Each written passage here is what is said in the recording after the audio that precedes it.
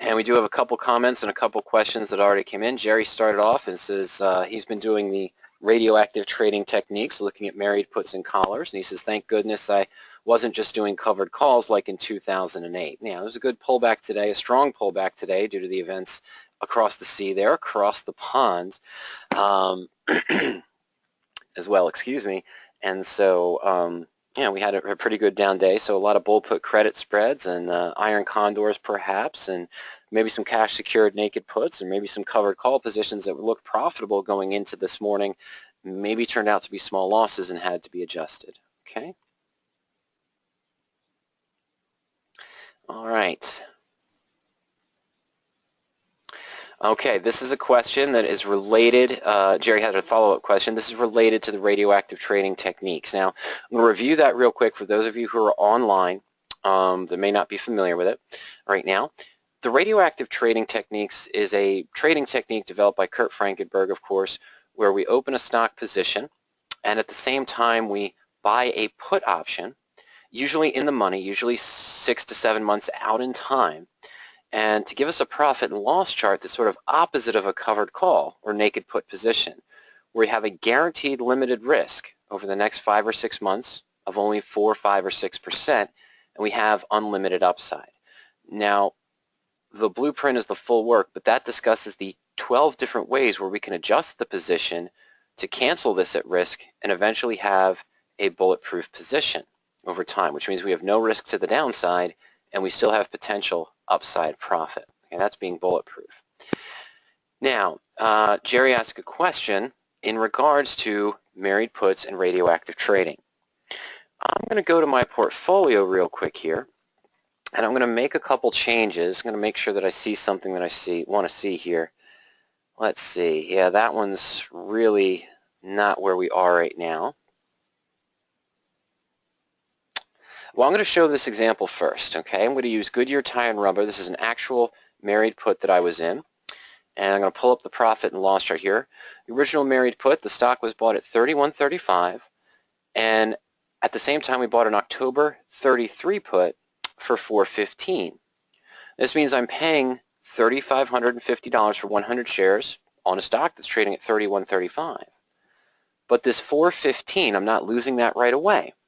And I'm not risking all of that extra cost simply due to the fact that at this time the stock was about, or the put option that I bought, the 33, was about $1.65 in the money. So the remaining $2.50 or so, the time value portion of that put is all I'm risking. So when I opened this position, I was risking $2.50 or 7% on the position. Okay. Now, what Jerry's question was, one of the income methods that we do is as the stock falls, we'll be able to take advantage of this particular position. The put option acts not as just an insurance policy where I've lost that $4.15 as soon as I open the position, or the $2.50. It's a secondary asset that I can manipulate as the stock fluctuates up and down. Okay? There's 3 different ways, really 4 different ways that we can manipulate the put as the stock moves up or moves down or even stagnates. And of course what we're asking here is when the stock comes down, one of the ways we adjust it is to take advantage of the gain in the put option to roll the put down in price, lower our cost basis, but it might affect the risk adversely. It might actually increase the risk as well. So he's wondering, what is the advantage of rolling down the put in this situation? He has a put that's in the money. He rolled down for a credit. Does it make sense to roll down for today or wait a few days? All right, so with the drop today, after he's already adjusted it, does it make sense? Now, what I'm going to show you is I'm going to go over to radioactive trading real quick. And the reason why I brought up GT is because this is an actual trade that I'm in. It's an actual trade that's shown to our Fusion subscribers at Radioactive Trading where they can follow our position. So let me just log in real quick so I can get the number specifically of what we've done. Now you saw on that position, I'm sorry, that profit and loss chart for GT, how when we opened it at 33, the stock's down to about 26 right now. And when I got into the position, let's go ahead and take a look at the trade details. Made a couple adjustments here. Now originally we bought the stock at $31.35. We had a risk of 7%. Now, even though the stock has dropped down to 26 over time, I have reduced my cost per share in the stock from 31.35 down to 25. I'm sorry, that's the current stock price, 25.67. I've reduced it down to 28.12. Okay, using the various income methods, my cost in the position. I'm not going to look at all of these. Some of these here, we reduced the cost down to the risk, I should say, down to 4.7% after a favorable earnings. But then I ended up increasing the risk. And why would I do that? Well, it's because the stock kept falling. So what I want to focus on here is we're going to close. We rolled down once on a different put. So I'm just going to put it in this price. Roll down from 308 to 332. That wasn't what was done. It was 362. All right. Let me just add this up here. So I lost about 60 cents with an income method number 4. Give me 1 second here. And then I gained about $3 back from that position. Okay, so we're going to lower that by about 240. So let's take a look at that. After earlier income methods, we reduced the cost basis down by about 240 from our original price, which would have put us right at about $29. Oops. Okay.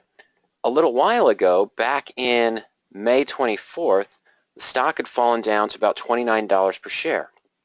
So we sold the 652 put. We had an October 30 put at 332. So let's take this out. We're going to put in an October 30 put at 332. And my risk at this point should have been back up to around 7.8%. I'm going to make sure the numbers are right. And 7.2, so let's call this 29.40, I believe.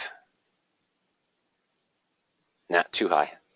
Not a big deal, I know, we're just playing with numbers here, but let's go ahead and get that right. Good.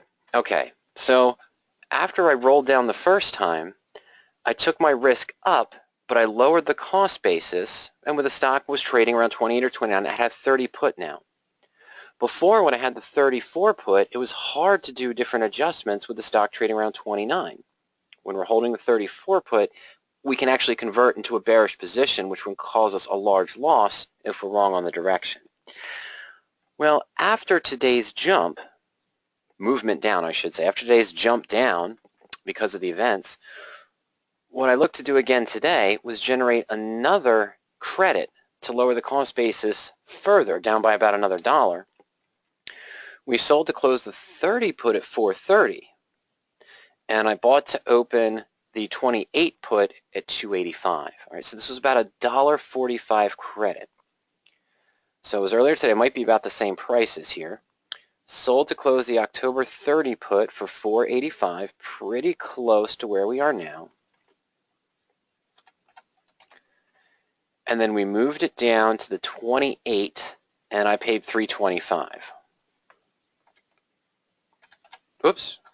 I'm sorry, it's 235, wasn't it? 245? Sorry, folks. 285. I was right. Sorry, 285. Okay. Now, what did 430? Sorry, folks. Let me get my numbers right here. All right, so we sold it for 430. So we did gain about $1 on our 30 put for the transaction, and then I'm going to pay 285 for the put. But remember, this original 332 is already taken account to my cost basis, so rolling this is actually going to lower the cost into the position by $1.45. And we also lose, though, $2 in guaranteed exit. You know, why is that important? Well, the risk does increase percentage-wise and monetarily, but now, well, the stock fell further, but I'm expecting over the next few days that things are going to settle down and the stock's probably going to come up to about 26 or 27. With me holding a 28 put, I now have the ability to do more income methods. And if the stock recovers as I expect over the next couple of months, because remember, protection's out to October, so by August or so, if the stock goes to where I expect it to, back up to maybe $30, $29, $31 per share, I'm going to get more advantage of the upside. Think of it this way. What did I really do here? I closed an asset that wasn't wasted insurance. I bought another one, yes, at a lower strike, so I'm still protected for further downside. I did increase my risk slightly. We could get out right now for a much lower maximum risk on the position. but I took my cost basis down. So think about it this way. It's kind of like averaging down, but I'm getting paid to do it.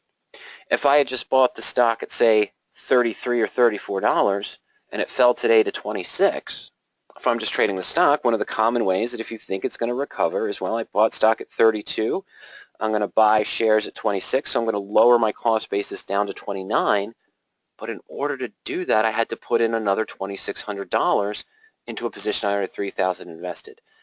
Rolling down with a put is allowing me to sort of average down without putting more money into the position because I'm doing it at a credit.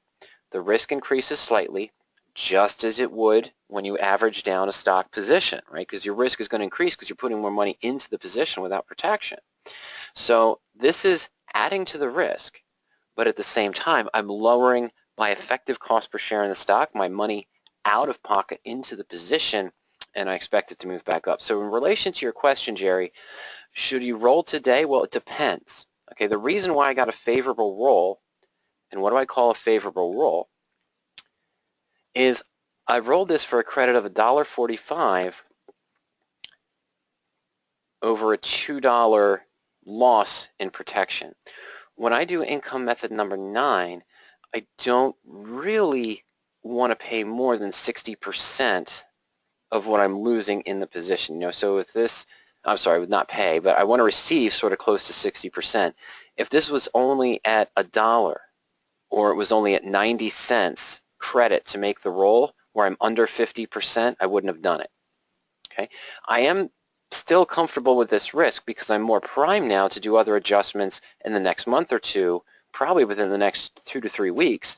I'll be able to cut this back down to maybe 7% or maybe 8%, close to where I was, but now I'm closer to the stock price, so I have more maneuverability to make adjustments without creating a very bearish spread. Now, what do I mean by this bearish spread? Here's our position now, and we've got a Mary put. We do have the 28 strike out to October, but the stock's at around 26. It's below 26. Now, earlier, before I made this adjustment, when I had the 30 put, someone would say, oh, well, the stock has fallen to about 26. Why don't you just sell a weekly call or something maybe 14 or 21 days out at the 26 strike, collect 40 or 50 cents? You know, well, number one, I got more credit by rolling down the put, didn't I? I got $1.45 instead of just 50 cents. But whether I'm holding this 28 put or I'm holding the 30 put originally, if you sell the call below the put strike price, you enter into an ugly position. In this case, since the stock has fallen from our cost basis, yeah, I lower that a little bit further, but now there's no potential for gain. And I've actually increased my risk, not on the downside, but on the upside in the direction I thought the stock was going to recover. So what I said earlier with my expectation the stock might be up around 27 in the next few weeks, 28 almost, or it may even go up to 30 or 31 by the end of August after hopefully a favorable earnings in July. This is trading against myself. Rolling down the put and increasing the risk, leaving the upside open. But yeah, taking on a little bit more monetary and percentage risk, lowering the cost basis. By doing that with the put, I have a position where, yeah, I still can face a loss to the downside, but I have unlimited upside, and the graph that I had before matches my expectations where this is going counter to my expectation. Okay? And that's what we're looking for there on those positions. Okay? All right. Sorry, folks. I was just going through the next 3 questions here. Is it Shine? I guess it's Shine. Shine says, I'm new to this. Are there any strategies for weekly option trading? Well, yeah, I mean, as I mentioned, we're just talking about radioactive trading here, which is sort of geared towards more conservative investors, more protection, and of course you have the ability to make adjustments if your stock offers weekly options, but you can trade against yourself in this technique, this radioactive trading technique, if you're trying to force weekly options. I just showed that. You know, if I tried to force a shorter term call that has too little premium, wow, it's just a negative aspect here. It doesn't do anything I want it to. Okay? All right, so, but what are the common strategies that investors might use for weekly options? Well, Shine, they'd be the income strategies. Things such as covered calls are commonly used for weekly options, cash secured naked puts, credit spreads, bull put credit, bear call credit, iron condor.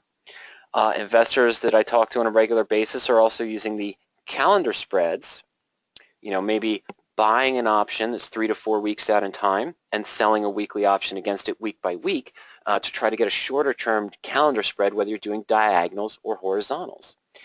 Now for those income strategies, which are really the ones that investors use for weekly options, if I go into bull put credit, for example, and I just go into the search in PowerOptions, in all of these income strategies, covered calls, the naked puts, the credit spreads, iron condors, well, you see here that we have defaults that you can use as a stepping stone to identify potential weekly options. Now an interesting fact here, now nothing's showing up on the bull put credit spread right now. And why is that? Well, down here on the weekly bull puts, you're able to see the exact criteria that we use, and of course we have a description up at the top. I'll address that in 1 second. But you see here you can use this search as a stepping stone to create your own personal search. What is one of the criteria that's being used? Well, we're looking for stocks that are trading above the 20-day moving average. Most stocks now, common stocks, are not trading above their 20-day moving average after the events of today. So, in that case, if I feel that fear is still going to be strong in the market, excuse me, folks, and that the next few days are going to be tempestuous and still going to be declining based on the fallout there, then I may want to go to bear call credit spreads and look for weeklies there. So let's go into the search for bear calls. And here are some weekly bear call credit spread positions. Commonly that investors might use this strategy if we're going to be bearish going forward and using the weeklies. The income strategies are the most commonly used ones. I don't advocate buying calls and buying puts, speculating on a market movement with the weekly options just because they're less expensive, simply because it's very hard to find a success rate of, say, over 50 or 60%, which you probably need. Remember, when I'm buying a call, if I'm only paying 20 or 30 cents for it on a weekly option, if the stock doesn't move up as I want, I could lose that full amount very quickly, within 2 to 3 days. Call option can go to 1 cent or 2 cents if the stock doesn't move up the way I expected, okay, if it doesn't go in the money. So sure, I only lost 20 cents, but if I opened 10 positions, probably 50 or 60 of them lost money unless I saw a decent movement. I'd need now the remaining 4 or 5 positions to make at least 50 to 60% of what I paid in the position or more, close to 100% to get back to break even. So it's kind of hard with such a short time frame to get a good value. That being said, of course, I've made great profits once or twice with weekly options, paying about 40 cents for an option that I knew had earnings coming up, entered into a very inexpensive long strangle 3 weeks before earnings, paid about 80 or 90 cents for the long strangle or the long straddle. Earnings came out, the stock moved up 5 points. I saw roughly a 200% return. But it's a 200% return on 80 cents, 4 contracts. It was 320 invested, and 200% of that. It's a good percentage return. Monetarily, I didn't really hit it out of the park. Okay. Now, the goal here, of course, is that you can customize these search criteria any way you want to, but we're giving you a stepping stone for the weekly options. One thing I wanted to mention is that on both, if you saw it, on both the bull put credit spread weekly default search and our bear call credit, we're using a time frame of 8 to 17 days out in time. So all of these are 14-day out in time series looking at July 8th. Why are we not looking 1 week out in time? Both of these criteria, these default search criteria that you can use as stepping stone, Ernie tested historically, and I tested historically as well, to kind of find the best combination of criteria that would show a profit over multiple markets. What we found is that just going 7 days out in time with this same criteria, actually, that we're looking for the stock fundamentals, range out of the money, good net credit, and so forth. You had to lower the net credit, of course, when you're going just 7 days out. But what we found is the 7-day out series actually loses money because you don't take as much credit up front, so any losses you do take are compounded. But if you go further out in time to almost the 2-week cycle, you can get a much nicer net credit on your position. And that helps to hedge the losses you might take. You will take losses trading credit spreads. And the risk with the credit spreads is any position you open, you're probably looking at something as close to a 5-to-1 or 10-to-1 risk-reward ratio. Let me just show you the position on Home Depot here. The first one that was on the list. What do I mean by a 10-to-1 ratio? When you look for a credit spread that has a probability of 70 or 75%, what does the probability mean? In this case, for the bear call, the theoretical probability would be around 75, 77% that our stock would stay below our short call strike price at July 8th expiration. And the position would expire worthless, okay? But when you're looking for these probabilities, that means you're looking at close to a 5-to-1 at times or 6-to-1 risk-reward ratio. Here it's not as bad. It's sort of a 3-to-1. We're looking to make 46 cents on a 2-point spread, so our maximum risk is really $1.54. So we're about at a 3-to-1 or 4-to-1 risk-reward ratio. On Home Depot, if I wanted an 80 or 90% probability, I'd probably be selling the 130 call and buying the 133, which would probably only give me a net credit of about 20 cents as opposed to 46 off of the same 2-point spread, or it'd be $1.80. So now I'm at that 9-to-1 risk-reward ratio in order to get close to that 85 or 90% probability. What does that mean? That means if Home Depot does the wrong thing and it goes up to 134, I lose 180.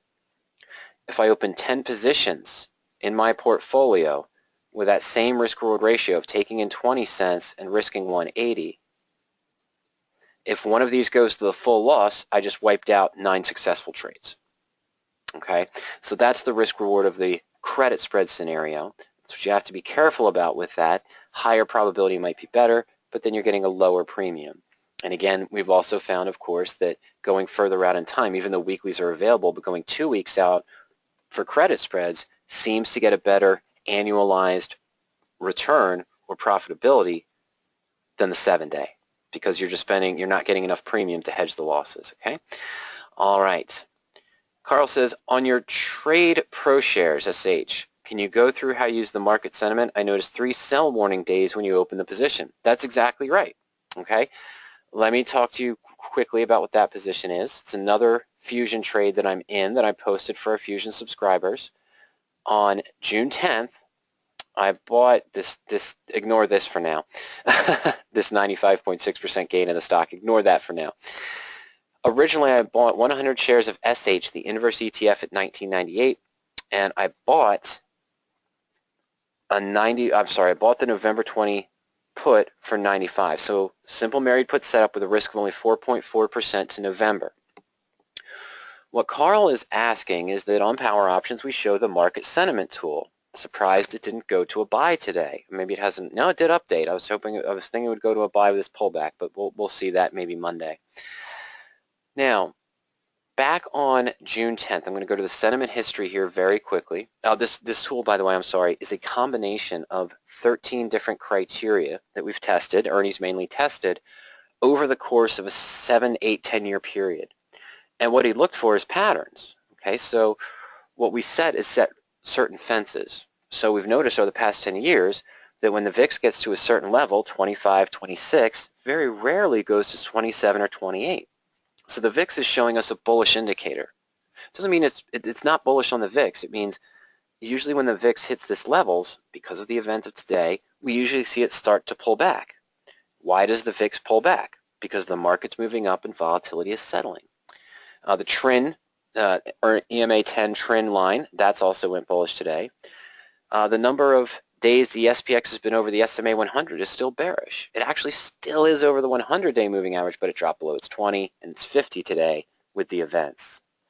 So the fences were set over the years based on what we see the individual values of things such as the put-call volume ratio, the number of days the SPX has been up, gap over its 20-day moving average, the percentage of new stocks hitting highs and lows. You see that's getting closer to bullish now too, because a lot of stocks are probably got near their lows, and so forth. So that's with a combination here, when we have maybe 4 bearish listings and maybe, let's say, 4 neutrals, or let's say if there's 9, if we have 4 bears and 9 neutrals, and no bullish, that would put us into a sell warning. So Carl's question is, back on June, this area, 6th, 7th, and 8th, we saw a sell warning when the market was around 21.12 and 21.19. And I spent some time on a web. You see the numbers here. There's a 4 bearish, 5 bearish, 6 bearish, high sell warning there. And at this time, on the 10th, I was hosting a webinar, and I said, I explained the market sentiment to only 2 sell warnings, so I'm looking to adjust my married puts by selling calls against them in expectation of a pullback, and I might want to do a bearish position. And so that's what I did. Okay, I saw the sell warning, meaning the market was going to fall, so I did a married put, which is a bullish position, on an inverse ETF. So as the S&P 500 falls, my stocks or my other stocks in that portfolio are protected, but SH would move up, and I'm actually gaining on that position. It works as a portfolio hedge to give me some profit. Of course, there's other income methods I could have done on each of the radioactive trades. So, of course, as we see now, it starts waffling a little bit. It's 21.19 here, but it did fall. It dropped down to 20.70, 20.71. It comes back up a little bit. Oh, back up to 21.13, and then today we're back down to 20.37 or so, the SPX close. So it's not a big drop. It's about 82 points, 81 points from this 21.15 recent high level there. And it was because of an event, but it was dropping, wasn't it? Even before the event, it was going down from its values. Not a big percentage, but that's what I was looking for. The market sentiment really hasn't let me down that much, but the timing can sometimes be tricky. Did I get enough move on it that I expected? Now, I was hoping for a little bit more, even especially with today on SH. But here's another problem. SH shows right now that's 40.94, so you can say, well, how are you saying that you didn't get enough that you wanted to because of this? And the reason why is because, if the stock's up 100% at 40.94, it's not. It is moved up. Its average cost right now is about, to me, is about 20.47 from a purchase price of 19.98. So I have a good small gain in this position. It had a reverse split today, is what happened. So I technically now have 50 shares at a cost basis of, I'm sorry, what is that, 39.96, where the stock's at 40.94, and the put was adjusted as well. So I'm going to make an adjustment on this position. I may double down by another 50 shares at 40.94, so I now have 100 shares and a complementary put option at the 40 strike. And then I'll probably make an adjustment there by rolling that 40 put up, probably take this risk down to less than 2% with that adjustment, even with the new cost basis, okay?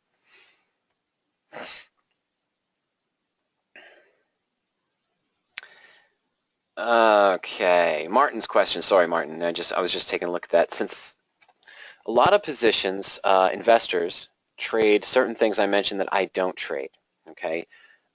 Things such as short straddles and short strangles, take out iron condor for the time being, which are a combination of selling an at or out of the money call and selling an at or out of the money put. So you end up with 2 naked positions. Okay, let's go ahead and do this here. Now, this takes on a lot of risk. I prefer doing an iron condor. I mentioned earlier I don't sell these positions. I prefer to take on an iron condor trade where you have a capped loss. Otherwise, the naked call here has naked put has risk to the downside. The naked call is infinite risk to the upside if there's a large gap, which you don't want. So Martin asks a question, since the stock can't go in both directions, could you discuss a short ratio spread in each direction? I can show you the graph, but I'm not really going to talk about it. Now, it's not a strategy I like to use. It's not a strategy I'm overly familiar with, as well as that also. So very complicated here. Let's just go to SPY for the time being. And what we're talking about here is a double ratio spread. Okay, so I want to sell 2 calls and buy 1, sell 2 puts and buy 1, and I want it to be done at a credit. And in general, what an investor will look for, I'm going to go standard July expiration. Generally, what works best is an investor to get a ratio, positive ratio, in a bullish or bearish direction. I want a credit on my position. It usually might consist the standard ratio spread. I'd buy a call and sell 2 higher strike calls for credit. We're going to do that here by buying a 203 and selling 2 205s. We're going to get 280 here for the 205s. We're going to pay about 4 for the 203s, okay? But it's a ratio, so I'm going to buy one of the 203s and sell two the 205s. I'm sorry, what did I say here? 3 and something else. 4 and 280, okay?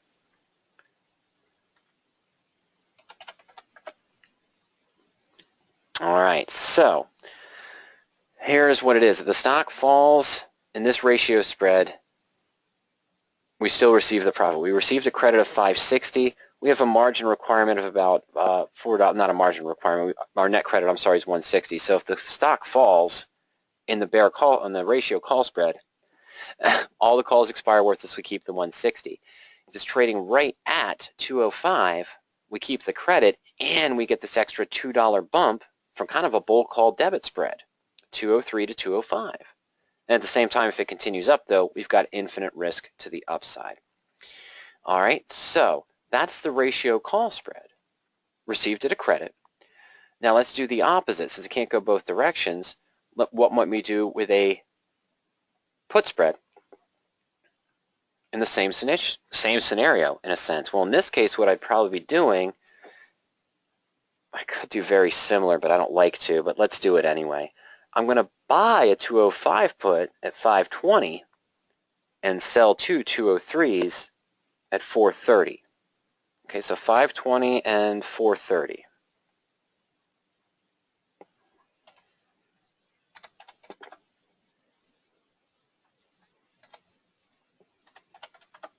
All right, so now we added a ratio put spread, which what looks like an iron condor position in the sense, or that short strangle now, although we do have some protection to the downside. We do have infinite risk. If the stock gaps up, we still have a naked call where we continue on the risk into the high points, 210, 220, 230, and to the downside, of course, we have infinite risk as well because it's not stopped. This is a killer for this strategy, in my opinion, because I have to put up margin to cover the short call requirements. One of the two short calls is naked. One of these two short puts is naked. So I have to put up the margin requirement to cover the naked put and the naked call, which means for this spread I may be putting up as much as $40,000 to make a maximum of 700 or 1.7%. You'll get a better risk return on your money by just doing an iron condor in the 203, 205 without having the naked options there on the ratio spread. So if you're looking for margin and return, then that's where you'd look. Now, does the risk, earlier we saw that the bear call spread didn't have that risk to the downside, right? So if it fell, we kept the 160. We had that good 160 profit. But see, now that you have a short put, if the index falls, if the SPY falls to 180, for example, you still would just have the 160 loss in the bear call, but this one remaining naked put is going to take over. And it's just like being long a stock. The further the stock goes, the more loss you're going to have on that cash secured naked put. Okay? So this 160 that we thought we had that was a base in the bear call spread where it couldn't drop below this is now completely negated. This continues down to major loss. This continues up to infinite loss if there's a large gap. Now, was SPY going to go up to 240, 250, 260 by July 15th? Probably not, but it could. Is it going to drop down to 190, 180, 170, 160 by July 15th? Probably not, but it could. But if you're looking to take advantage of margin, you're looking to take advantage of a position that doesn't offer as much risk, but still gives you maybe a 10 or 12% return, it is not this double combination of the ratio call spread. You'd be better off doing an iron condor for leverage, for return on minimal investment, just the difference in the strike prices, or the double diagonal, calendar put spread mixed with a calendar call spread, which is similar to the iron condor, but it's a time spread, so it's a little bit more skewed in that scenario. Okay, so this to me, I understand, you know, you've got a good gap here for profit potential, 203 to 205, okay, so it's about 2030 to 2050 on SPX. You still have profitability in these ranges here, I get that. But is it worth it for the margin requirement of having one naked call and one naked put because of the ratio adjustment going short ratio spread or long ratio spread? Not really, okay? That's the trade-off, is this isn't particularly worth it. And of course, there are other ones that you can do on that as well. Yeah, Martin says Yeah, okay, so that's right.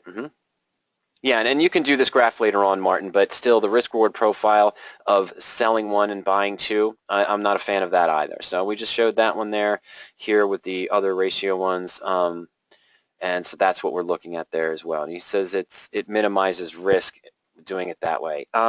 Yeah, minimizes risk, but not when you start adding the different ratios in. You're talking about doing a reverse ratio, and you know, that's fine. I'm still just not a fan of them. Let's just graph one real quick. Let's see here. So we do the reverse here. I'll keep the 203 and the 205 numbers for now. Okay. So we're actually going to buy 2 at a heavy cost, sell 1. We're going to buy 2 here. No, sorry, buy 2 here. Sell 1? No. All right, yeah. So, yeah. All these different ratio combinations, so forth. So by doing this, it reduces the margin. You put in a value of 1210, so you have a low risk here of 810 or 66.9% of what you invested. Now you've got a wider gap. Okay, so you need a wider gap to that gets to break even. Okay. All right, so you're going to have to take a look at that there and see what is going on, Martin. So, okay. All right.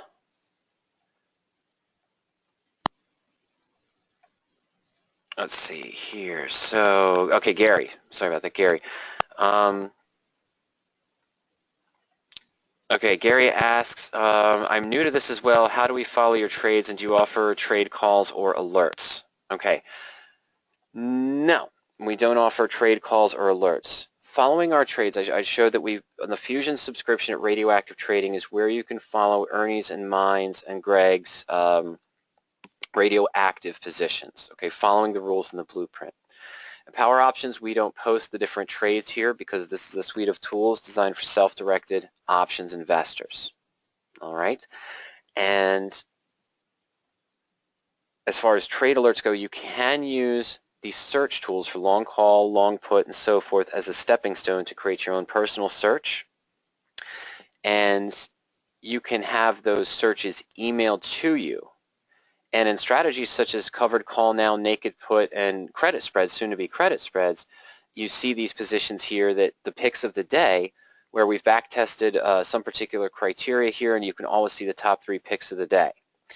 In addition to that, you can also go into the search and see the picks of the day, search for covered calls, naked puts, and for soon credit spreads, as I mentioned, in that field as well, and you can make the adjustments. So if I go into search for naked put, here we go. You can see the criteria that we're using, and you can make those adjustments as well. Okay, so you can adjust those criteria based on that also as well. Anytime you create a search or you look for a position, you can go ahead and save the search, and you can select to have your search results emailed to you at any time during the trading day. As I'm tracking the position in the portfolio as a PowerOptions subscriber, I can set various alerts, and as a stock hits a trigger point or an option hits a trigger point, that alert will be emailed to me as well. All right. Okay, so that you can set the different alerts there in the portfolio and the positions that you're tracking as well. All right, Scott says, why do you primarily look for 6 months? He's going back to the naked put or the married put position. Why do you prefer 6 months over 2-year leap? Depends on the stock, depends on the situation. Sometimes I will go out as far as 2 years on the position or 1 year on the position, Scott. We talked about this earlier this week. That gives me the advantage to use time in my favor and make other adjustments, rolling in or rolling down. However, a lot of times my plan is to only be in the position for 3 to 4 months, and I don't necessarily want to pay the extra money for the position. In the blueprint, it does talk about 2 different types of married puts you might consider opening. One is more for growth, and one is for income. So about 1.5 years ago, or actually it was about closer to 2 or 3 years ago, when I opened Johnson & Johnson, I opened a put that was 20 months out in time. Okay, it was about 1.5 years, almost 20 months out in time. It was the 2-year out leap, but we'd already been 4 months in to the current year when I bought the put option. And that trade was very successful. But for something that I'm expecting more of a shorter term play in, such as SH. I'm expecting a pullback. We got a bump today in my favor on the SH position, but was countered to my other positions. That's why I have protection in place because of the EU and the Britain vote today, the UK vote, I should say. And I'm expecting the SH to be a short-term trade. So I didn't want to go out to January 2017 or even 18. I wanted to stick just with November or October for that particular scenario. Okay, so it depends on what your goals are for the radioactive trade. There's nothing wrong with going out 2 years, except for your upfront risk will look higher, your upfront cost will be higher, but your cost per day will be lower. If you average it out at a cost per day, buying further out, the cost will be lower. All right, so that's what you're looking at. Okay, here's a question. Shine says, my goal is to make $10,000 per month. Okay, how much capital is required to trade with medium risk using your strategies? Positions, if you're good at covered calls, which can be risky. And I'm going to showcase that in a moment. Covered calls, naked puts, credit spreads compared to things such as collars. A medium risk trade might be considered a credit spread if you're disciplined. And what do I mean by that? Well, we already saw that 8-to-1, 9-to-1 risk-reward ratio. If you're disciplined and you don't trade too much into any one trade, and you don't lose, you still win more than 70% of the time, credit spreads can work. Covered calls and naked puts, you still need to be right probably about 75% of the time in order to profit long term. That's just the nature of the profit and loss chart. With married puts and what's called a standard collar position, which might be more up your alley or so, I'm not sure yet, we'll take a look. You have a guaranteed stop in place, which is much better than a stop order because a stop order can get violated. We're going into earnings season, so if I'm in a stock position and the stock falls 25% and I had a 7% stop order, I still get filled at the 25% loss. That means I need a 33% gain on what I have remaining to get back to break even. That's gambler's ruin. Okay, that's that slippery slope where if I lose 50%, I need a 100% gain on my next position or what I have left to get back to break even. But if I have a 5% loss on a trade because I protected it and guaranteed that loss, I only need a 5.3% gain to get back to break even. Okay, so positions that protect you, minimum risk. Married puts are probably the most conservative other than staying in cash. Collars are fairly protected as well. They're shorter term trades. And with a standard collar, what I'm going to do is buy stock, buy an out-of-the-money put, different than what we were talking about, but I'm going to buy an out-of-the-money put for 2 weeks, 1 week at a time, and at the same time sell a call at the higher strike price. So it creates something that looks very similar to a bull put credit, but because I bought the stock and insured it, if the stock falls, I can't lose more than 5%. On the bull put, I can still lose 100% of what I put into the position. And if the stock moves up, I can still profit 2 to 3%. On a weekly, it'd be about 0.8, 0.9, maybe 1%. Okay? So what is an average monthly expected return for me personally with something along the lines of a collar? For me, it's about 2.1%. Okay? But I'm risking usually 4 to 4.5% if I'm wrong to the downside. That's the collar. Again, maximum profit if it's above and assigned, maximum loss if it drops below the put and I lose.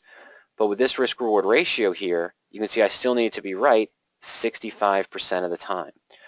So what do I mean by that? Is if I'm right 65% of the time and average 2.1% of my winners, I still lose 4.5% of my losers. My average return that month would have probably been around the 1.4%.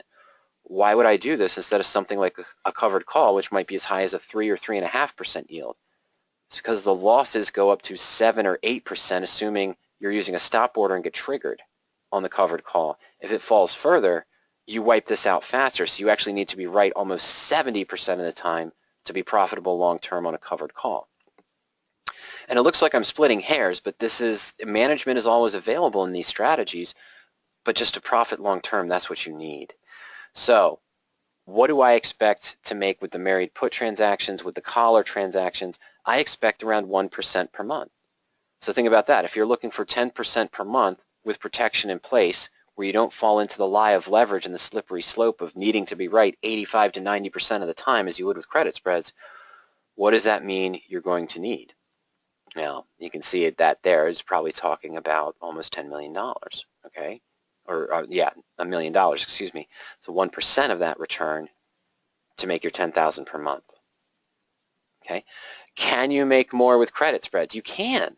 It's leverage, so you're going to see positions that are offering a 10% yield if it expires worthless. That's great, but remember, in order a position, a bear call or bull put credit spread that has a potential profit of about 11.1% or so, probably is in that 80 to 85% probability of expiring worthless, which sounds great on paper, but when you put it into practice, you actually need to be right 90% of the time. Let's illustrate that very quickly because I got a couple more questions that we need to address.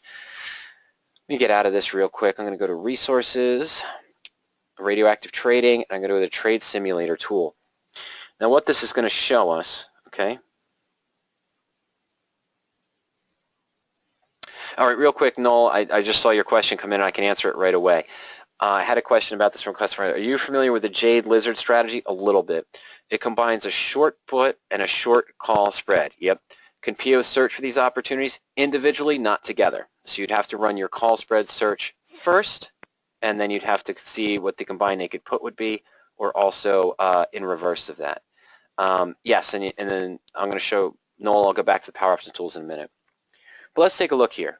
This trade simulator tool, what it's going to do is simulate 100 trades for us based on what our potential goals are and our risk threshold and our investment. So let's say we're just stock traders. We're going to put in a target that we're going to close any stock we open for a 10% gain if we're right. We're going to set a stop order at 10% loss if we're wrong. And we're just going to flip a coin 100 times and see our results. Okay, and down here it shows you that, well, if you have a losing track record, you're right only 41% of the time, you're going to lose a lot of money, down about 65%. Okay, there you're right only 47% of the time, so you're still going to be at a loss. Let's get this a little higher. There we go. Even here, depending on whatever strings of wins and losers, remember just flipping the coin 100 times, win I make 10%, lose I make 10%. At one point we went up about 20%, but we ended with a loss, being right more often than wrong.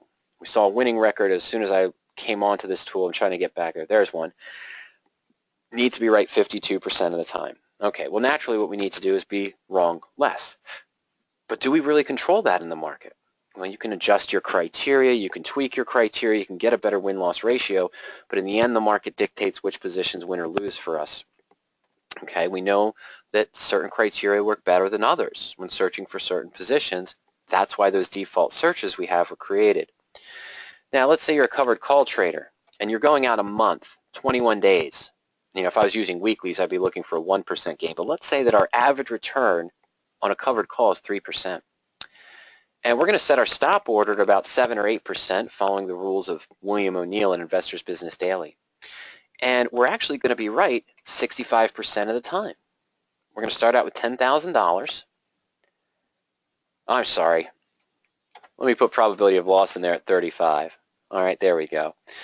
Okay, so you see here, even being right 65% of the time, getting assigned and making 3% when I'm right. When I get stopped out, I only lose 7%. And this doesn't assume any 30% downdrafts from unexpected events, which do happen and will happen with a covered call, naked put, any portfolio. All right, so we're still down 25% with a 65% winning record because of the structure of the trade. All right, so we need to be right more often. Let's bump this up to 70% winners, 30% losers.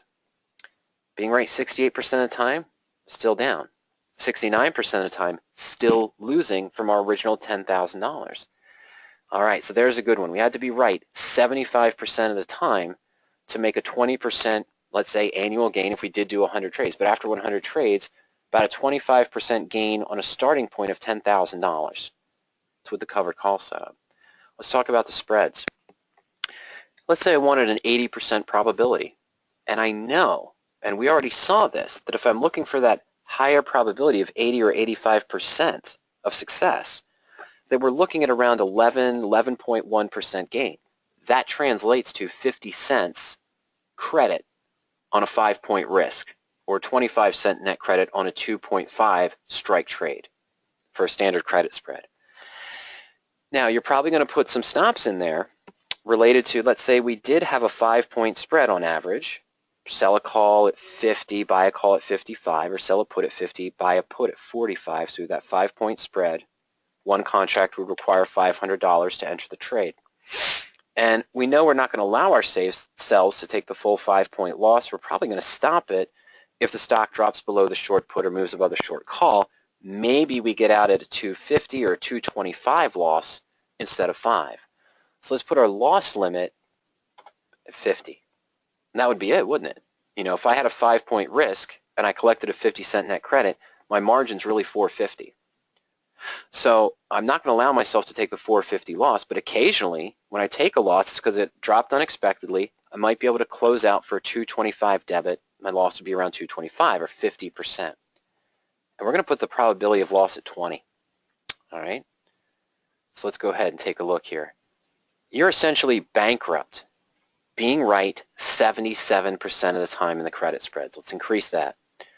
80% winners. It's still not enough.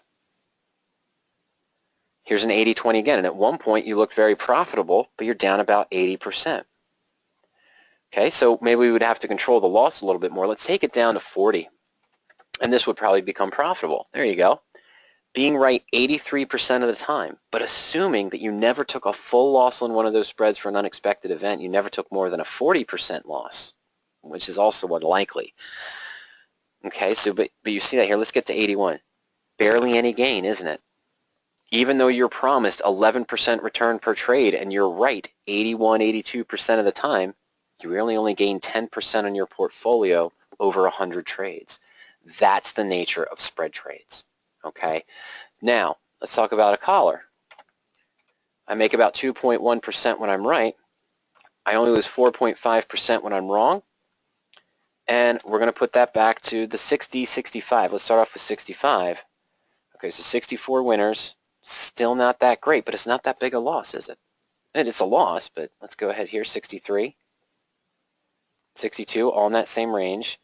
It's 65. Okay, so 74 gets us to where we want to be. I should put this at the 30 mark there. Okay.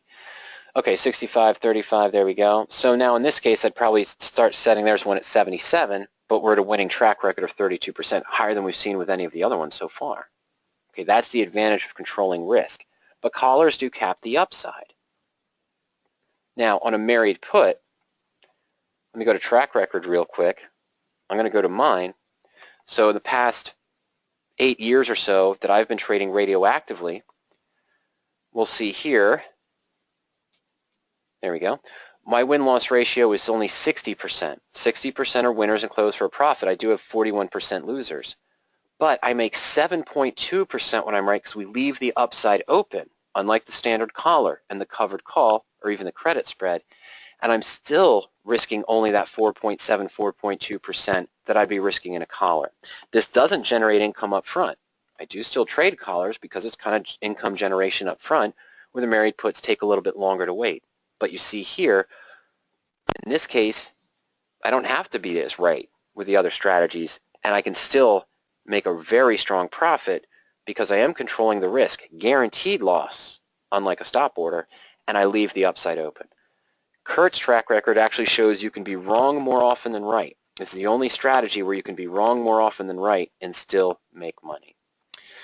Okay, on that line, I want to answer Richard's question real quick. He's talking about the products here. The blueprint describes everything you need and the 12 different income methods in the binder here, the text binder, written binder. So it does have everything you need to trade and learn radioactively. But if you feel that you learn a little bit different from presentations such as this, you learn better from media presentations, seeing things graphically, seeing things on the screen as opposed to reading them and walking through an example with words and with graphs on a page.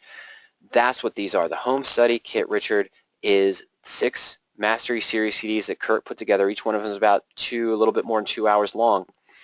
And what it goes through is the different income methods. So one of the discs is Income Methods at the beginning, and it's a full 2-hour webinar on the aspects of income method number 1, different examples that you see in the blueprint, but they're visual and you're seeing them in a webinar format like today. So that's really the advantage. You have more examples. There's visual insight into the SIGA model, which also is contained in the blueprint, but it's done in this kind of presentation, media presentation, as opposed to just reading it on paper. So if that's how you feel that you learn, that's the way. Okay, so this is a great follow-up here for Gary. I want to make sure I get this right. Noel, I'll get to your second question you asked at 5:15 in just a minute. Okay, let's see here. So Gary says, and this is probably a question that's on everyone's mind. So what is the most profitable strategy with more loss and still win? I've just shown that. Okay, with more loss and more wins. I'm sorry, let me go back. The married put technique, believe it or not, is the only one I know of, and I've been trading, the different strategies and things of that nature, where you can be wrong more often than right and still make money. No one wants to be wrong more often than right, okay? But this is the trade-off. Let me show you this. Let's take closer to my numbers. I'm just going to use 7% target return, a risk of 4% because of the control of the put, Gary, and we're going to leave this at, okay, let's say 50% invested per trade. I'm going to put my probability of loss at 50. And after 100 trades, how about this? Strings of winners and losers. I'm losing 4% when I'm wrong, making 7% when I'm right. This mathematically shows I can have 57% losing trades. I'm only right 43% of the time. And if I keep this risk-reward ratio of making 7% on my winners 43% of the time and losing only 4% on my losers, even 57% of the time, I'm wrong more often than right and still making money. Okay, that I'm just reillustrating that. Why is that? Because Gary's question is, what is the most profitable strategy with more loss and still win? This is the only one I know of. Collars don't give you that because a proper collar structure is only going to make maybe I'm going to leave it at 2% when I'm right, and again, 4.5% when we're wrong. I can't do that at a 50-50 ratio and be profitable. It'll be better than doing the covered call at 3% return and losing maybe 7% or 8% with the stop orders. Okay, being right 50-50, you're going to lose. This determines this ratio here of max gain of 3%. Yes, you can manage it for higher return and roll up the call. I understand that. There's management in all of these. We're just looking at the mathematics of the basic structure. Covered calls is not a wealth option because you cap your gain and you let your losers run. It's opposite of what we want unless you can consistently be right about 73-74% of the time. Same with cash secured naked puts. Okay, sure, you go out of the money, and you can say, yeah, I'm going to go out of the money 10%, look for a 1% yield every 21 or 30 days, and in order to be wrong, the stock has to gap down that 10% plus more, so even with a 30% gap, I might only lose 20%, but I can manage it. So let's assume just a 10% gap down or 15% gap down where we lose maybe 5 or 5.5% in the worst case scenario. And let's put that back to 60%. So being right even 60% of the time with the ratio you'd see with going 10% or more out of the money on a cash secured naked put for protection, your yield's only going to be about 1%. When you do hit a loss, it's going to be about 5.5%. This puts you back to needing to be right about 70% of the time, and that's not even successful. We're back to that other range because you're taking so much little premium up front. Okay, and Gary, what I just showed you, I'm sorry, Gary, what I just showed you here in the products page at RadioActive Trading, I'm going to send everyone a link real quick for Gary and for Richard. If you haven't done so yet, check out this link, www.radioactivetrading.com/iridium. That is the special bonus page. I just sent that to everyone in the audience there through the link. That's the bonus page that shows everyone that shows you all the bonuses, we're currently running for the blueprints and, of course, the home study kit. This is really probably where you want to start right now. You can come here to RadioActive Trading and you can check out the free webinars. You can go through the blog to get more insight, and that's different as well. Okay, Valon says, let's go back to the stock trade simulator tool, sorry. Okay. Valon asks a question. He says, if the staggered loss at the beginning of 100 trades, will the simulation result be different? For radioactive trading, no. For a credit spread, it'll be more compounded. In fact, you could go bankrupt sooner than you think with the credit spread ratios we were looking at, even the covered call. Doubt you'd go bankrupt on that covered call we were looking at, but let's talk about that. Let's just see. I can't hard code it in, but I'm going to put our covered call probability back at 30% probability of a loss. Okay, so here we see a scenario where right 69% of the time we're at 92.58. Okay, and we've got 3 winners up front, then a couple loser. 1, 2, 3, 4 losses out of 10 in the beginning. Okay, so not really staggered, but you see a series of wins and losers. So let's keep this 69.31 down to about 92.58, okay? Now let's run it again. 72, of course. See, here's another one, 69.31 with a different, almost the same strings. A lot of winners front-loaded here. No, there's still 4 losses in the first 10, okay? So just random chance. Here's one, 66% of the time. 66 winners. You start off looking, oh, wow, look at that. 10 wins in a row, you probably think you've got a very profitable strategy, but over time, you're down 20%. All right, so on the married put, by the way, it could affect it, but you know, it's giving you the same wins or loses. You're going to have strings each time. There's not going to give me one with a bunch of losses up front here, really. So it recovers here. This one's 63% of the time, but it's still down that 6,800. So they're still close, you know, to what we were. With the married put, it's less noticeable. With the married put, let's see if we can get one here with those numbers again. 7 and 4. Okay, let's go 7 and 4. And the, sorry, right? So yes, 59% of the time, so 40% probability here. Win, loss, loss, loss. Okay, so out of the first 10, 1, 2, 3, 4, 5, 6 out of the first 10 trades are losers, Valon. It's heavily up front here, and with a 57% win ratio, it's about at 29,800, so close to 30,000 from 10,000. So I go back. Okay, here's another one. 1, 2, 3, 4, 5, 6, 7 losses up front, winning 56% of the time. We're still at about close to 30,000. Okay, and 60-40 even. 7 to 3, all right? 7 losers, 3 winners out of the first 10. But you see, look at that. 7 times we lost 4%, 3 times we made 7% in the first 10 trades in this scenario, and our account was only down to 10,022. It was up. We were still up. Okay, so that's what we're talking about with the radioactive trading. It's not going to affect it that much, but it'll really notice it. You'll really notice it if the wins or loss are front-loaded when you're looking at those credit spreads. Let's try that again. Let's go to 12% wins. And what did I have before? Let's put it back to 50% loss, probability of loss of only 20%. And so you're going to be front-loaded with winners. But if I lower this down to 30, and we saw that on the first run that came through, bankrupt after 99 trades. And after the first few trades here, after the first 10 trades, we've taken our account down by more than 50%.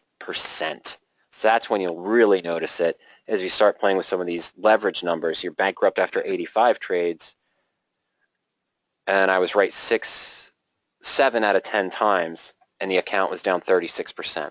All right, the losses really do hurt you in the bit with these leverage positions. Okay, Noel also says, I have a hot, this was going back to his previous question. Thank you for staying with me, Noel. I'm sorry I got off of that for a minute.